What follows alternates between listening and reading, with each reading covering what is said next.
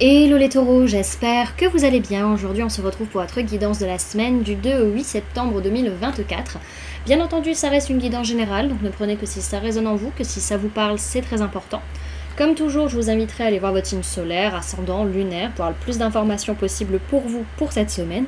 Et pour les personnes qui souhaitent prendre rendez-vous, que ce soit pour un soin énergétique, un accompagnement holistique, une guidance privée, du feng shui, de la géobiologie ou de l'architecture d'intérieur, vous avez mon adresse mail en barre d'infos, ainsi que les liens pour réserver directement le rendez-vous qui vous intéresse.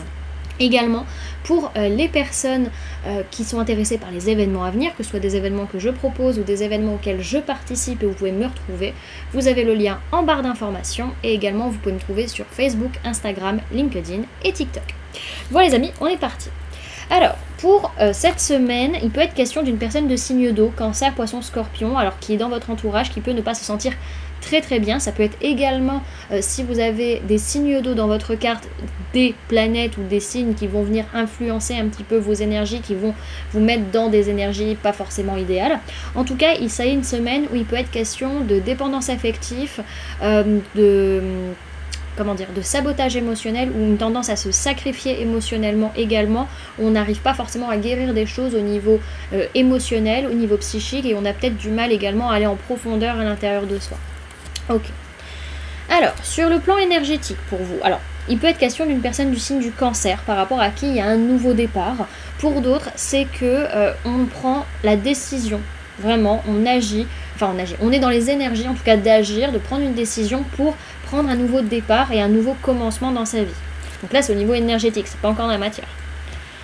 Sur le plan matériel physique, votre vie de tous les jours, on voit qu'il peut être question d'une personne de signe de feu, bélier, lion, sagittaire, par rapport à qui il y a du désir, il y a de la sexualité, il y a quelque chose de charnel, il y a de l'envie.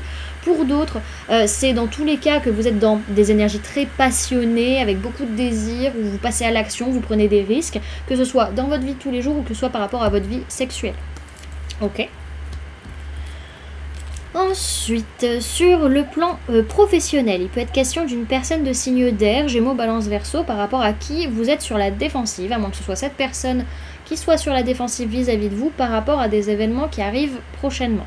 Pour d'autres, c'est que vous êtes dans une quête de vérité, une quête de sens, vous cherchez des réponses et vous cherchez aussi à dire votre vérité, ce que vous pensez par rapport au fait qu'on vous attaque ou que des personnes attaquent d'autres personnes en face de vous, en tout cas qu'il y ait une notion défensive où on n'est pas forcément d'accord avec les autres vis-à-vis encore une fois d'événements à venir.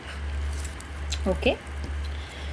Et au niveau sentimental, on peut parler d'une personne de signe de feu, bélier, lion, sagittaire. Alors si c'est un homme ou une polarité masculine, on dit que cet homme n'est pas pair. Comme ça cible pour les personnes. En tout cas, on est sur une personne qui manque de sécurité intérieure, qui manque de stabilité. C'est pas une personne qui cherche à tromper, qui porte des masques ou quoi que ce soit, c'est juste qu'elle manque d'ancrage. Si c'est pas une personne de signe de feu, ça peut être vous aussi qui êtes dans cette notion de j'ai envie de tout gérer, de tout contrôler, d'être leader de ma vie sentimentale et de ma relation. Pour autant, il y a un manque d'ancrage, un manque de sécurité, de matériel financier. C'est pas encore une fois que vous portez des masques ou que l'autre porte des masques, c'est juste qu'on manque d'ancrage. Ok. Alors, on va aller demander un petit tirage à 5 cartes pour voir un peu l'évolution de la semaine, tout simplement. Alors, Taureau, semaine du 2 au 8 septembre 2024, s'il vous plaît mes guides. Ok. Donc, sur le lundi, on va avoir des prises de conscience, des révélations. Il y a quelque chose qui va émerger de vous. Il y a une notion un peu de se révéler à soi-même, aux autres. Sur le mardi, on est plutôt sur vraiment de la joie, de l'optimisme, du rayonnement. Il peut être question ici d'un homme ou d'une polarité masculine, que ce soit vous ou la personne en face. Sur le mercredi, on est sur une notion, on est un peu perdu, on ne sait pas ce qu'on veut, on part sur un bon début de semaine, et puis là au milieu on est un peu paumé, on ne sait plus où on en est, on ne sait plus ce qu'on veut, est-ce que c'est une bonne idée ou pas, est-ce que j'y vais pas, c'est un peu cette notion là, on est un petit peu dans les illusions et on ne sait plus où on en est. Oh, j'ai une carte d'un autre jeu dans le machin, ça n'a rien à faire là. Hop là, alors... Tac. Donc on voit que sur le jeudi, bon, on peut avoir une personne de signe d'air, Gémeaux, Balance, Verseau, qui peut être là, qui peut être présente assez intensément. En tout cas, on est dans une notion de prise de recul, d'observation, de justesse, d'être un peu observateur et de dire les choses clairement. Et vendredi, on est sur plutôt des, comment dirais-je, une nouvelle connexion. On a des... Je trouve pas mes mots. Voilà, on a des signes, des synchronicités, on ressent beaucoup de choses. Donc en tout cas, ouais, c'est une semaine où, voilà, il y a beaucoup de choses qui sont en train d'émerger, qui sont en train de sortir, hein, surtout début de semaine où on a beaucoup de joie, on y croit, on sent que ça va aller. On a un petit doute qui arrive vers milieu de semaine et puis après, on fait preuve un petit peu de bon jugement, on prend le temps de se poser et d'écouter un petit peu ce que là où on a à nous dire pour se calmer et pas paniquer pour rien, quoi.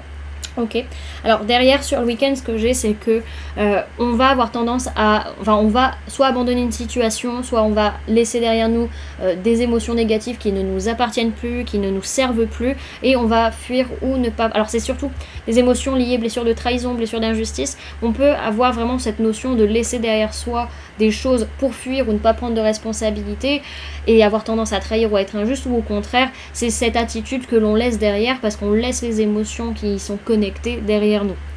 Ok ? Alors pour cette semaine les amis, vous avez eu la carte de l'innocence qui est tombée à l'envers, donc on va aller la lire.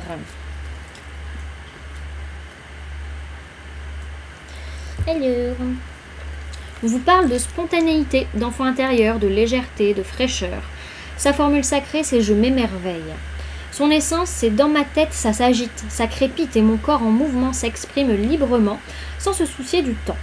Ici et maintenant, jouons inlassablement. Amusé, j'exprime ma sensibilité et me laisse emporter. Bercé d'amour inconditionnel, à jamais, je m'émerveille. » Cette carte s'adresse à votre enfant intérieur. Au départ, nous sommes tous une graine qui grandit et se forge en fonction des conditions auxquelles elle s'expose. Vous avez appris ce que la société a souhaité vous transmettre. Aujourd'hui, il est temps de reprendre votre forme brute et insouciante. Celle pour qui action ne rime pas forcément avec solution. Profitez de cette vie comme il se doit. Donc on vous dit que là, sur la semaine, vous avez tendance à trop réfléchir et du coup, vous bridez votre spontanéité. Et on vous conseille vraiment de vous laisser émerveiller et de célébrer la vie sur la semaine. Ça va vous aider. Ok. Et avec l'oracle de la magie lunaire, vous avez eu la carte de l'amour pour cette semaine, les amis. Donc on vous dit, la seule chose importante dans cette vie est de pouvoir manifester l'amour pour toi-même et pour les autres. Lorsque tu doutes, retourne dans ton cœur et écoute sa sagesse. Voilà du coup les amis, ce que je pouvais vous donner comme information pour cette semaine. J'espère que cette guidance vous aura plu, vous aura parlé, aura pu vous aider. N'hésitez pas à me dire en commentaire comment cette guidance résonne en vous par rapport à ce que vous vivez actuellement. N'hésitez pas également à laisser un j'aime si cette vidéo vous a plu, à la partager si vous le souhaitez, et à vous abonner si ce n'est pas déjà fait, en activant la petite cloche qui se trouve juste à côté pour ne louper aucune sortie de vidéo. Également pour les personnes qui souhaitent donner un petit coup de pouce à la chaîne, vous pouvez laisser un merci, vous pouvez devenir membre en cliquant sur le bouton rejoindre, ou encore laisser un don via le lien PayPal que vous trouverez en barre d'informations. En attendant les amis, moi je vous remercie d'avoir cliqué sur cette vidéo, d'avoir pris ces quelques minutes avec moi, d'être resté jusqu'à la fin de la guidance. Et puis moi je vous fais du coup plein de gros bisous, prenez bien soin de vous, à très bientôt, bye.